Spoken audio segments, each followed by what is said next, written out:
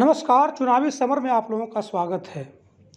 देश में राष्ट्रवाद के नाम पर भाजपा ने लोकसभा चुनाव 2019 में ऐसा सियासी खेल खेला कि जनता जब तक समझ पाती तब तक चुनावों में भाजपा को जीत मिल चुकी थी।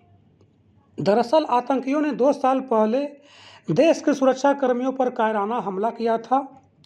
इस हमले में 40 सीआरपीएफ जवान शहीद हो गए थे और कई अन्य गंभीर रूप से घायल हो गए थे।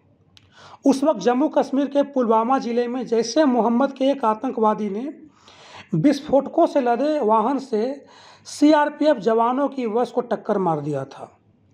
इस टक्कर के बाद एक जोरदार धमाका हुआ और बस में जा रहे सीआरपीएफ जवानों के चिथड़े उड़ गए थे। जाहिर सी बात है कि इस घटना के बाद लोगों के मन में काफ़ी आक्रोश था और उसका बदला लेने के लिए भारत ने पाकिस्तान पर सर्जिकल स्ट्राइक और एयर स्ट्राइक भी किया। हालांकि पाकिस्तान पर यह स्ट्राइक सेना ने किया, लेकिन मोदी ने इस स्ट्राइक का भरपूर चुनावी इस्तेमाल किया, जिसकी वजह से 2019 में हुए लोकसभा चुनावों में असली मुद्दे खत्म हो गए और भाजपा ने एक तरफा मुकाबले में ईवीएम और पाकिस्तान पर स्ट्राइक के दम पर विपक्ष को हराकर पूर्ण बहुमत से सत्ता में आ गई। वहीं इस मुद्दे पर अब विपक्ष के कुछ नेताओं ने भी निशाना साधा है।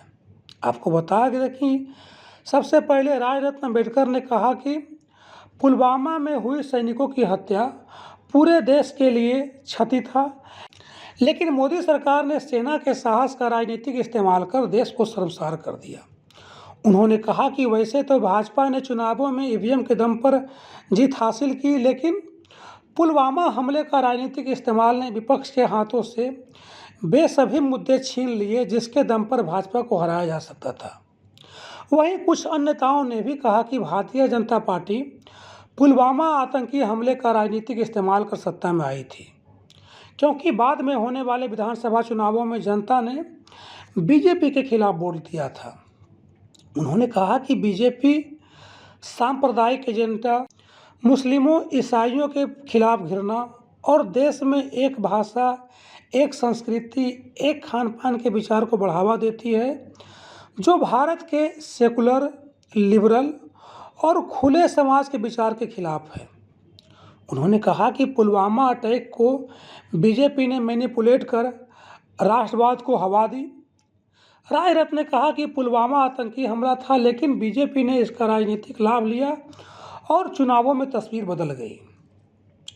इस तरह राज रत्न अम्बेडकर सहित विपक्ष के कई नेताओं का यह कहना है कि भाजपा ने राष्ट्रवाद के नाम पर ऐसा चक्रव्यूह रचा कि जनता यही सोचती रही कि अगर मोदी सत्ता में नहीं आए तो पाकिस्तान भारत पर कब्जा कर लेगा। लेकिन जनता ने यह नहीं सोचा था कि पुलवामा कांड पर भाजपा के झांसे में आने से वो पाकिस्तान के नहीं लेकिन उद्योगपतियों के गुलाम जरूर बन जाएंगे।